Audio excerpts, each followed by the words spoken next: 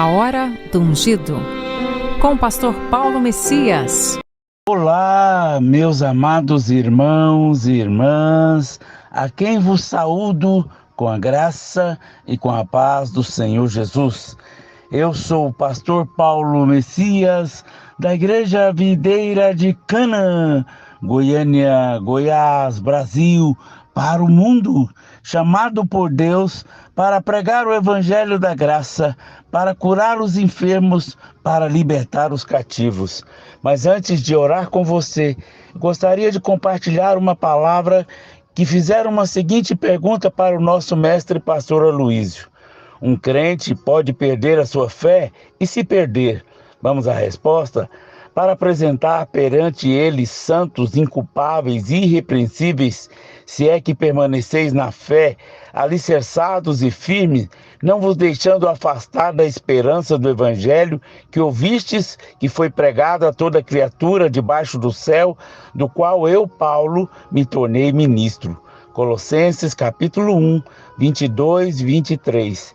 Em 1 Coríntios capítulo 1, verso 15 e verso 2 diz assim: porque ele também foi salvo, se retivestes a palavra tal qual vô-la preguei, a menos que tenhais crido em vão.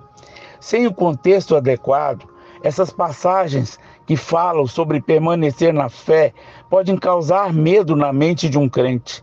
Imaginamos que Paulo esteja se referindo à vida do crente após receber a Cristo, ou talvez que devemos continuar ou segurar firmemente em Deus para permanecermos salvos.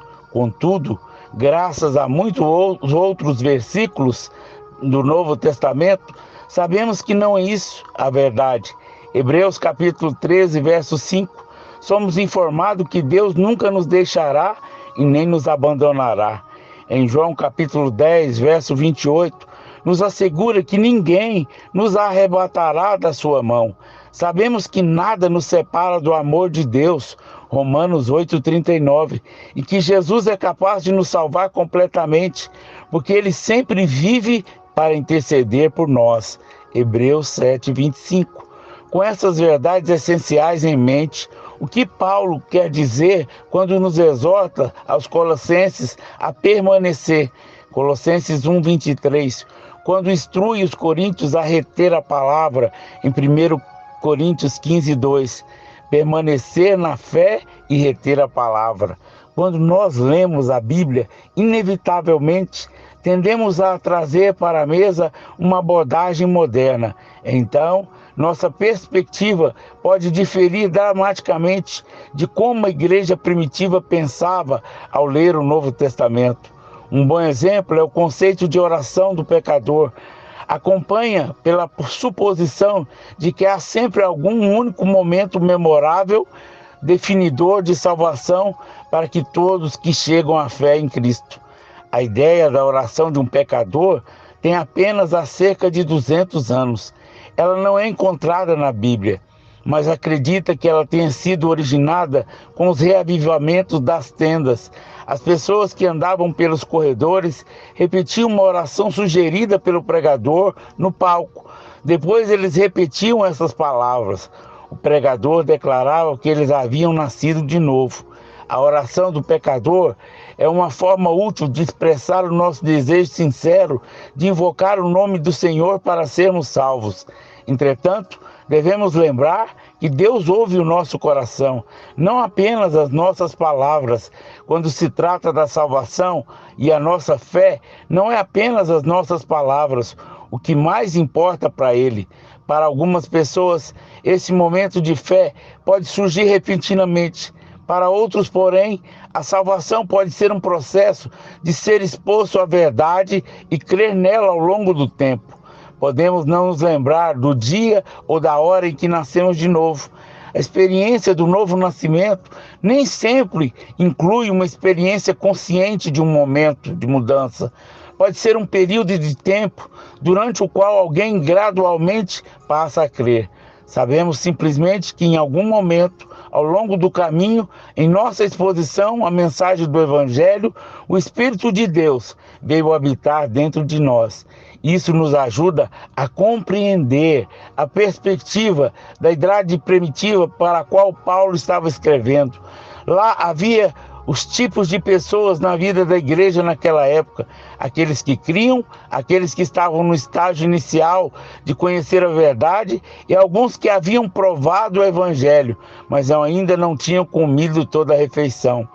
E fala desses últimos grupos que Paulo diz: de fato permanecer na fé, alicerçados e firmes, não vos desviando da esperança do evangelho que ouviste.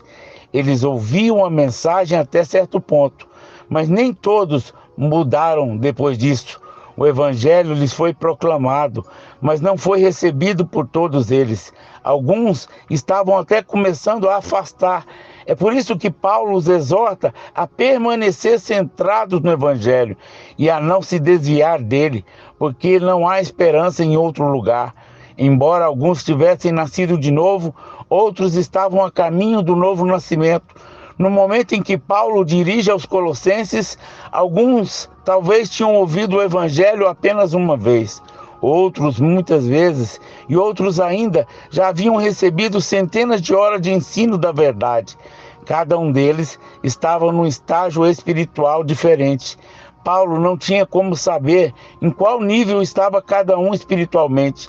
Com apenas o apelo evangelístico, ele exortou a continuar ouvindo, crendo e apegando firmemente à verdade. Paulo sabia que se continuasse, chegaria um novo nascimento em algum ponto. Nem que a passagem continuai, em Colossenses 1, 22 e 23, ou permaneceis firmes, de 1 Coríntios 15, 2. É sobre os crentes estarem em risco de perder a salvação. Em vez disso, tratam do processo da própria salvação, que envolve diferentes quantidades de tempo e verdade para cada indivíduo. A salvação é uma jornada progressiva de diferentes comprimentos para receber o Espírito, ouvindo com fé. Em algum lugar, ao longo do caminho, ocorre um novo nascimento. Se reconhecemos a salvação como um processo ao longo do tempo, para muitos, na era primitiva, essas passagens fazem com muito mais sentido. Deus faz com que os crentes permaneçam. Esse é o ponto principal.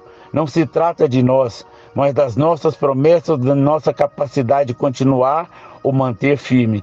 A nossa salvação não é assegurada nessa capacidade de manter em fé em Deus. Lembre-se que a nova aliança não é uma aliança entre nós e Deus, não é uma aliança de Deus consigo mesmo. Sobre a nova aliança, a nossa salvação é assegurada por Deus de um lado e de outro. Somos beneficiários de um pacto que não iniciamos, que não mantemos ou submetemos, porque Deus é grande, que garante que continuemos. Não precisamos de ser a nossa própria âncora ou estabilidade. Deus é a nossa âncora, Deus é a nossa estabilidade, Deus é a nossa esperança. Permanecemos salvos porque está dentro de nós e o poder da vida indestruível, a vida de Jesus. Nos lembra que Ele nunca nos negará a si mesmo, porque Ele vive em nós. Ele nunca negará. Essa é a beleza da nova aliança. Jesus Cristo é o fiador. Por isso podemos dizer com confiança: serei salvo enquanto viver em Cristo. Aleluia! Glória a Deus. Pai, eu oro para que essa palavra gere vida no coração dos meus irmãos e eles possam permanecer na fé em Cristo Jesus. Amém, amém e amém. Meus amados irmãos e irmãs, você que foi abençoado com essa mensagem, comente aí no nosso canal, nos ajude a divulgar para que mais pessoas conheçam a palavra e permaneçam nela. Se você foi abençoado e deseja ser um semeador do nosso ministério, aí tem o número do Pix, que você pode se tornar um semeador. Através da sua oferta, vamos levar pessoas a ter um encontro com o Senhor e também vamos ofertar cestas básicas para aqueles que nada têm. Nos ajude a pregar a palavra. Deus vai te abençoar sobremaneira, em nome de Jesus. Amém?